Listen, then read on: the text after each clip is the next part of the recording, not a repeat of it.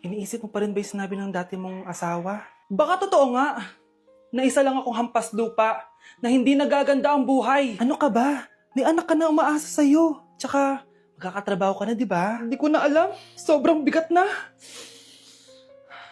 Pero salamat, Susan. Napagaan mo loob ko.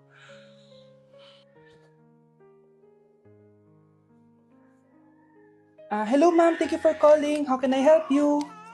Baby, huwag ka muna umiyak, please. Sorry, ma'am. Ako muna bahala kay Scarlett, ha? Mag-focus ka lang dyan. Thank you, Susan. Yes, ma'am. I will help you. Scarlett, pagtanda mo, magiging proud sa'yo ang tatay mo. Tay, papasok na ako ng school, ha? Grabe na talaga, anak ko. Dalaga na talaga.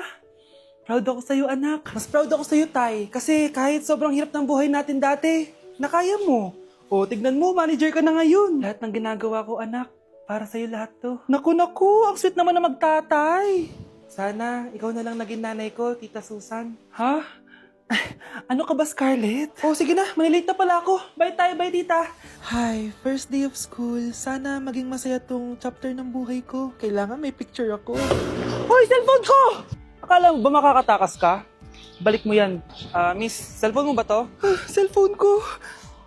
At doon nagsimula ang kwento naming dalawa. Sa susunod kasi, mag-ingat ka. Salamat ha. Simula nun, palagi na kami sabay kumain. At syempre, nagsishare ng baon. Palagi din kami tumatambay pag walang teacher at pinagchichismisan namin ang mga classmates namin. Sabay din kami umuwi hanggang sa... Uy, Scarlett! Tara, sabay na tayo umuwi. Sige, tara. Kunin ko lang yung mga gamit ko, ha? Oh, kanino galing yan? Eto, binigay nung crush ko. Wow, ganda. Oh, tara na, uwi na tayo, ha? Di na pala ako sasabay umuwi. May gagawin pa pala ako. Sige na. Hoy, sabi mo sabay tayo umuwi.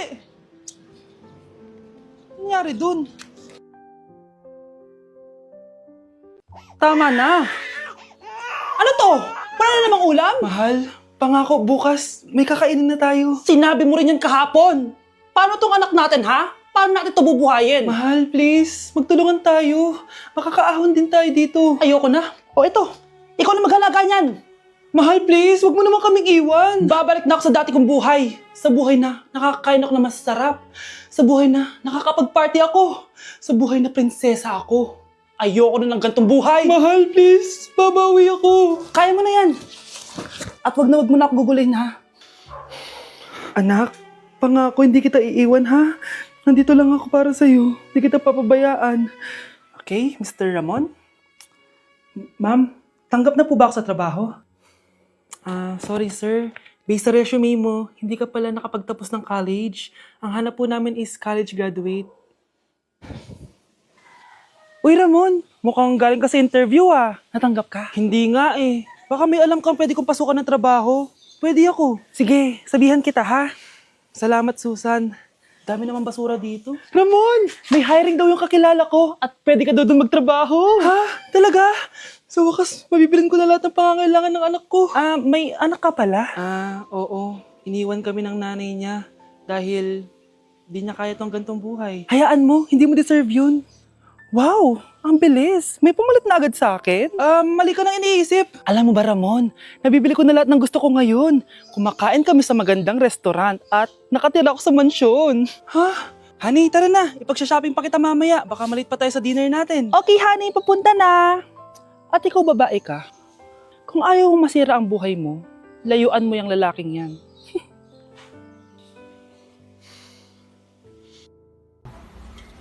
O anak, baka may gusto kong ipabili, lalabas ako. Para hindi ka lalabas-labas dyan. Sige po, ma. Bilhin niyo po ako ng spicy seaweed with fries, tapos yung may kasamang sundae. Dagdag niyo rin po spaghetti tsaka burger. Tsaka ma, kung okay lang, bilhin niyo na po yung pag skincare ko, yung toner, moisturizer, tsaka yung sunblock. Huwag niyo po kakalimutan, ma. Thank you. Ha? Ano ka mo sa akin? Magmumall? Pupunta ng Jollibee? Pupunta ng Watson? Dyan lang sa tapat bibili kay Anong Tekla. Ano ka ba? Sa harap lang. Sige, candy na lang, ma. Candy lang pala eh. O sige, basta linisin mo buong bahay Bye, anak! Samahan niyo ako magpaligo kay Ravi. Tara, calm down, calm down. Ravi, say hi. Ayun, So, alam niya na yung spot niya kung saan siya maliligo. Binabasa ko muna siya para kapag sinampo ko siya, mabula na. Kami, boy. Ayan, ganyan lang siya. Like that. So guys, si Ravi lang yung dog na nagstay sa amin kasi yung previous namin dogs, yung isa poodle and then yung isa yung shih tzu. Parang 3 months pa lang sila, tapos parang nagkasakit ata ng parvo. And then yun, nawala. So natrauma na ako sa mga small dogs. And then sakto, nung birthday ni Honey Bunch, nag-request siya for a golden retriever. Here's Ravi! Nandito na siya. He's been around for 2 years na. And ang laki niya na guys. Sobrang taba niya na. Do you like this massage? So ang goal namin is at least once a week, mapaliguan namin siya. So babanlawan na natin si Ravi. O go! Come here boy! Hindi, iniwan na ako. Ken. Ito yung spot kasi kung saan dinadry ni Honey Bunch si Ravi eh. So dito siya magdadry. Hi ka muna. Ayan na. Ravi, hi. Here boy. O come here. O belly Ravi. Come here. Ravi! Gusto nyo nang binabelly rub siya, guys. O, belly Ravi. O, belly Ravi! Guys, ano? Belly Ravi. Belly Ravi. Belly Ravi. Say bye-bye. Ma! Andito na order mo! Talaga? Wow, ang bilis naman. Lagi na nga. Ma! Wow! Ano ba yan, ma? Pampaganda, bakit?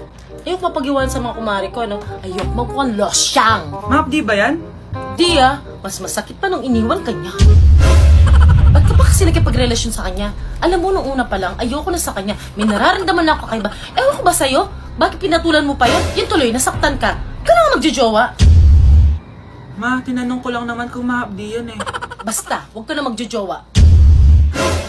It really hurts ang magmahal ng Anak, labas ka nga sandali dito. Dito yung jowa mo, naghihintay sa'yo. Talaga, ma? Nandyan siya? Sige, ito na po. Ma, wala naman.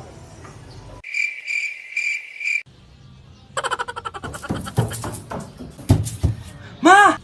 O anak, ba't nandyan ka? Wala naman yung jowa ko sa labas eh. Naghintay ka ba? It's a prank! Wala ka naman jowa eh. It really hurts ang magmahal. Nay, alis na ako. Anak, nagtoothbrush ka ba? Parang medyo may amoy. Ha? Oo nga. Pero nagtoothbrush naman ako, Nay. Sigurado ka bang hindi fake yung nabili mong toothpaste?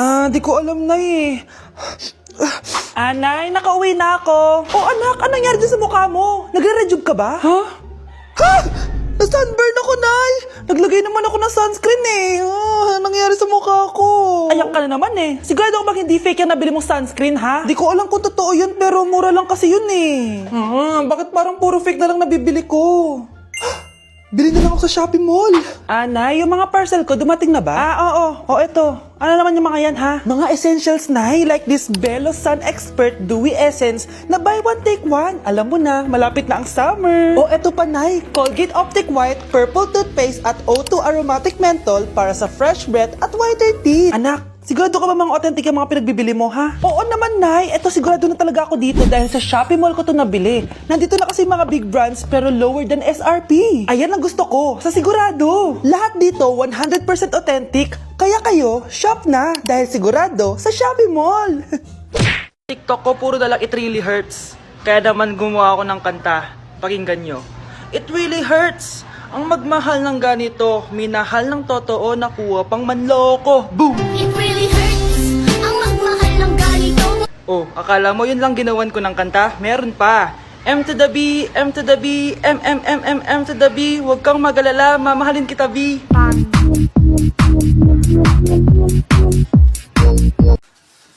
Hey Susan, someone's calling. Hello anak, kamusta na kayo dyan? Padala ka ng 10,000 ha, dahil wala na kaming baon ng mga kapatid ko. Anak, pasensya ka na, di mo na ako makakapagpadala ngayon. Di ba pumunta ka dyan para sa amin? Wala ka naman palang kwenta eh. Sige anak, gagawin ko ng paraan ha. Di na muna siguro ako bibili ng gamot para may maipadala ako. Ako? Wala na ako nanay, di ba? Sino yung tumatawag, te? Di ba nasa ibang bansa yung nanay niya? Ano naman gusto mo? Hello, anak. Buti naman sinagot mo na.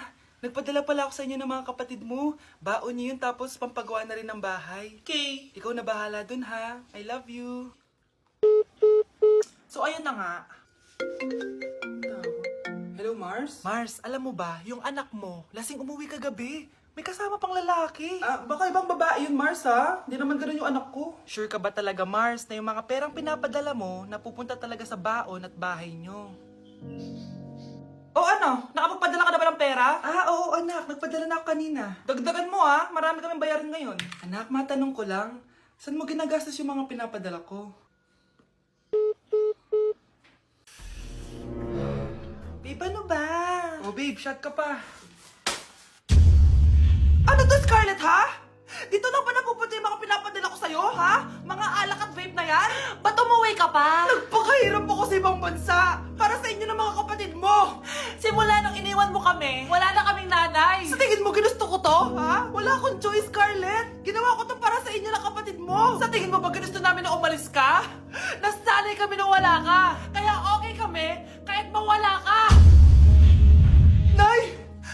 Una na kami, Scarlett, ha? Salamat po sa pagpunta. Oh, Scarlett, pinapabigay yan ng nanay mo bago siya mamatay. Ang laki nito, tita. Inipon ng nanay mo yan para sa inyo ng mga kapatid mo. Sana gamitin mo ng maayos. Kahit wala ka na, hindi mo pa rin kami pinapabayaan. Salamat, Nay. Sana yan ang makakapagpabago sa'yo, anak. Balang araw, babalikan din kita. Ayun na! Bilisan mo! Hala, dugo ba yung pinampunas niya sa mukha niya? Anak, tignan mo to, oh. Ano yun, Nay? Anak, ano yung nasa mukha mo? Dugo ba yan? Ginagaya mo ba yung pinupload ko? OA ka talaga, Nay. G2G Peeling Solution to. Gentle exfoliating to. Tinatanggal nito yung mga blackheads, whiteheads, tas nakakaliit din ng pores. 2 times a week ko to ginagamit, kaya instant glowing at smooth na yung texture ng skin ko. Ay, perfect yan, anak. Ang dami ko pa namang blackheads, tapos ang laki pa ng mga pores ko. Charan! O, ito, Nay, sa'yo na to, 199 pesos lang yan. Thank you, anak, ha. Huwag mo na ulit ako gagulatin ng ganun, ha. OA ka lang talaga, Nay. Okay, class! Welcome back! Oh, ba't parang di kayo masaya? Paano kami magiging masaya, ma'am? 10 activities ang gagawin namin. Alam nyo, puro kayo reklamo. Konti pa nga lang yan eh. By the way, may bago tayong gagawin. Sabihin nyo sa akin kung ano yung New Year's resolution nyo. Mag-umpisa tayo kay Kyle. Ako po, ma'am? Sige, ako. Ako ba si Kyle? Ang New Year's resolution ko ay mas gagalingan ko pa sa school. Very good! Okay, next, Scarlett. Ang New Year's resolution ko ay ang magka-jowa. Last year ko pa wini-wish kaso hanggang ngayon wala pa rin akong jowa. Lu, paano ka magkaka-jowa? Lahat na lumalapit na lalaki sa'yo, nire-reject mo. Kala mo ang ganda-ganda niya. Kung ikaw magiging jowa ko, wag na lang. Mamatay na lang ako. Tama na yan. Samantha, ikaw na. Ang New Year's resolution ko ay wala. Dahil sobrang perfect ko, no? Feeling naman neto. Ako kaya yung pinakamabait at pinakamaganda dito, no? Ang pinakamasamang ugali.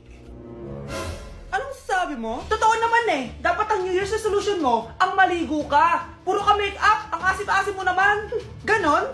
Ang New Year's resolution mo dapat ay ang mag-toothbrush ka. Dahil ang baho na hininga mo, lahat ng crush mo, nata-turn off sa'yo. Kumpara naman sa'yo, be. Itsurang pa lang, nata-turn off na sila. Walang iya ka? Manda ka sa akin pagkatapos nito. Ang New Year's resolution ko ay ang ibagsak kayong dalawa.